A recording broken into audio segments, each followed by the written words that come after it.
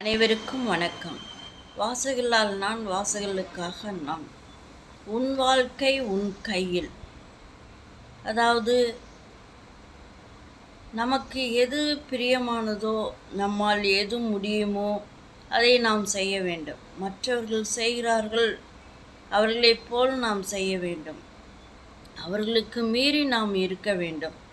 அவர்களுக்கு மீறி நாம் செய்ய வேண்டும் என்று நினைத்தால் அது சிக்கலில்தான் முடியும்.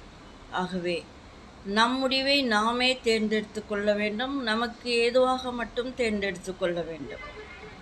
அதாவது நம் வாழ்க்கை நம் கையில் என்பது, நாம் படிப்பது எந்த துறையை சார்ந்து படிப்பது.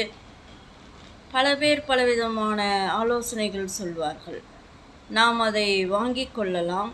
ஆலோசித்துவிட்டு முடிவு நம் கையில்தான் இருக்க வேண்டும்.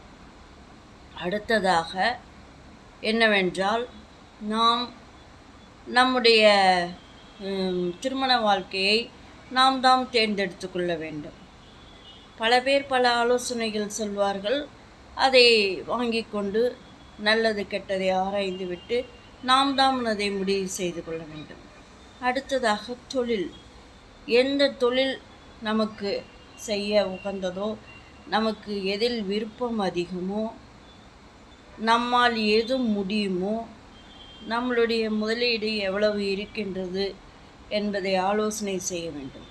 பல பேர் பல கருத்துக்களை சொன்னாலும் அதுவும் நாம் தான் முடிவெடுக்க வேண்டும். இதிலிருந்து என்ன தெரிகின்றது?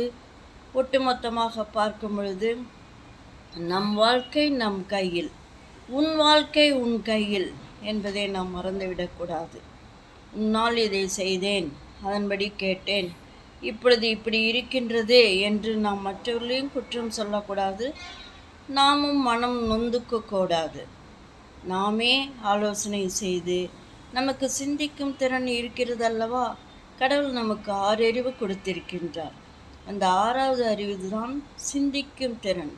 சிந்திக்கும் திறனை செயல்படுத்தி நாம் நல்லதை தேர்ந்தெடுத்து நலமாக வாழ்வோம். நாமும் மகிழ்வோம், மற்றவர்களையும் மகிழ்விப்போம். தங்களிடமிருந்து விடை பெற்றுக் கொள்வது VS ரோமா, கோயம்புத்தூர்.